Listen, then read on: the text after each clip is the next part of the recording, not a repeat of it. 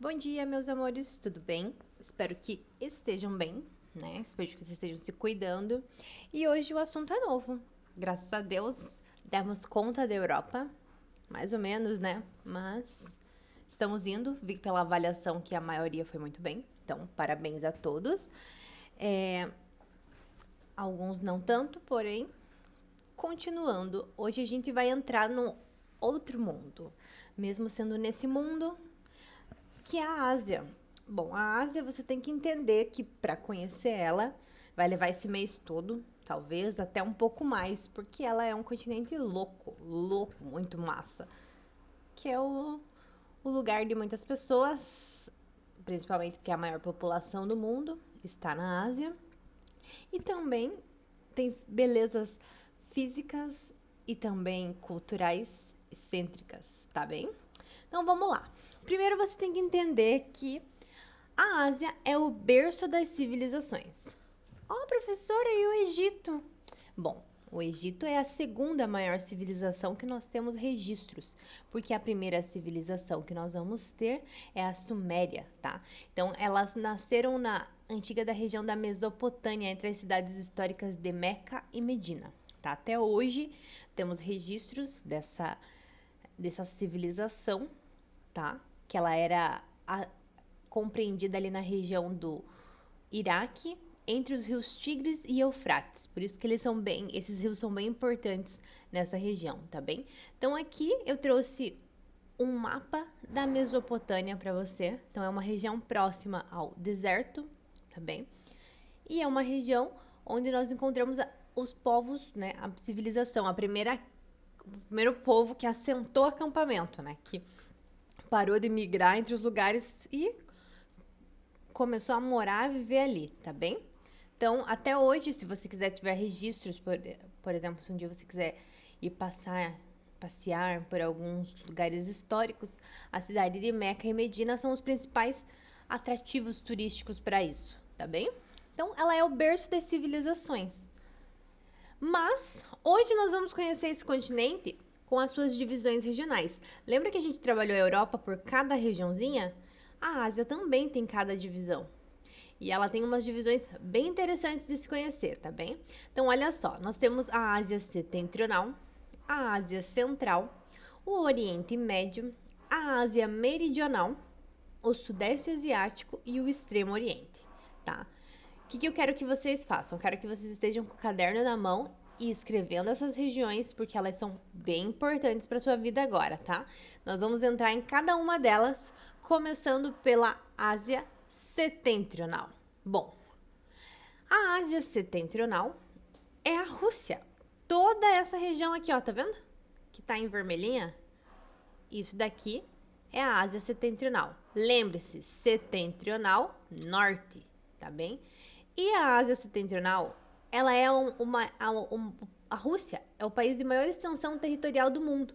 Ou seja, só ela, sozinha, compõe uma região da Ásia, que é o norte, tá? Ou melhor, setentrional, lembra-se disso, né? Não vai aparecer para você lá na provinha do IFC, lá que você vai fazer Ásia do Norte. Vai sempre aparecer Ásia Setentrional, tá bem? Porque é assim que eles colocam os pontos cardeais, ok? Essa região, ela compreende como a líder da URSS, que é a União das Repúblicas Socialistas Soviéticas, que você já sabe o que é. Então, você viveu isso há uns meses atrás, estudando sobre a Europa, né? No mês passado, para ser mais exata, tá? Então, ele está em 2 continentes, você não pode esquecer. E, por título de curiosidade, a Rússia já esteve na América também. Ela era dona de um pedaço do Alasca. E hoje, ela já não é mais, só está em 2 continentes, tá bem? Que é o continente Eurásia, como é chamado, tá? Então, a Rússia, ela é gigantona, né? Vocês podem ver que ela é bem grandona. E ela também tem a questão atual.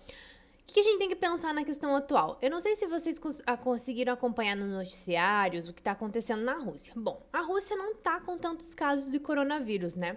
Mas a questão principal é que eles estão ajudando muito a Itália, o que deixou dúvidas que talvez eles sejam espiões e tudo mais.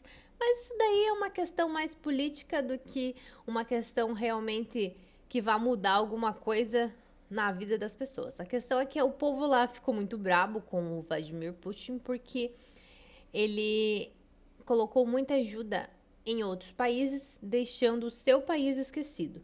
E essa é a principal questão que está que eles estão pensando. Porém, pense, a Rússia daqui a uns anos vai voltar a ser uma grande potência, ok? Esse país também, gente, ele é fortemente tradicionalista, tá? Então, por ele ser um país grandão, de dimensões continentais, digamos assim, ele tem uma cultura rica, né? Rica e diferenciada em várias regiões. Então, nós temos a Rússia islâmica, nós vamos ter a Rússia cristã. Então, nós temos uma questão de divisas de religiões bem grandes nesse país, tá bem? Ok?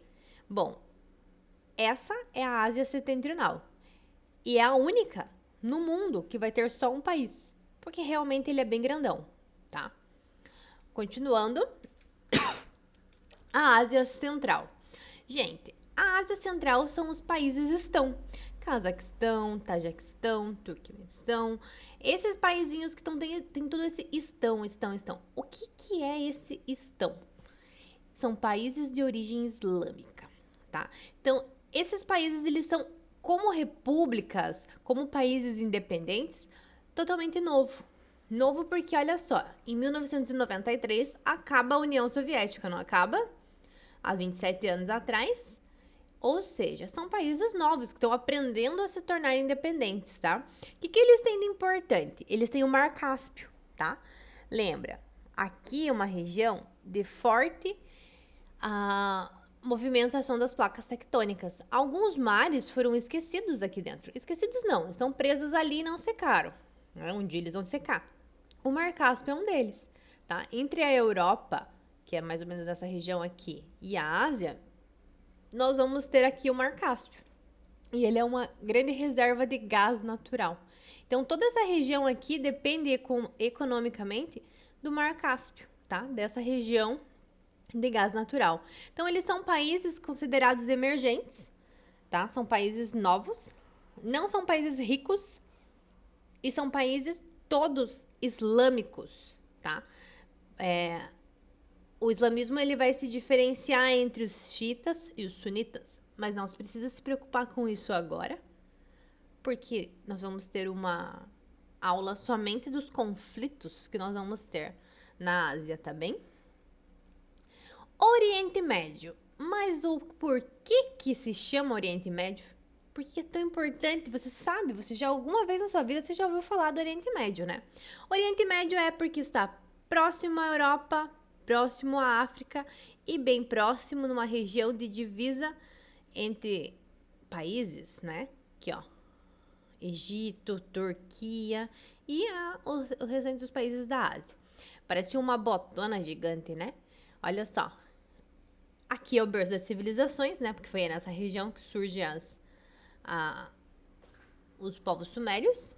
Também berço das religiões. Porque se você for pegar aqui, ó, Oriente Médio, é só Islã? Não.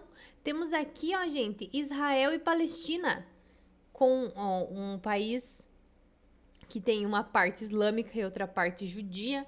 Vamos ter o cristianismo também, tá? Em vários lugares, né? Em vários países aqui temos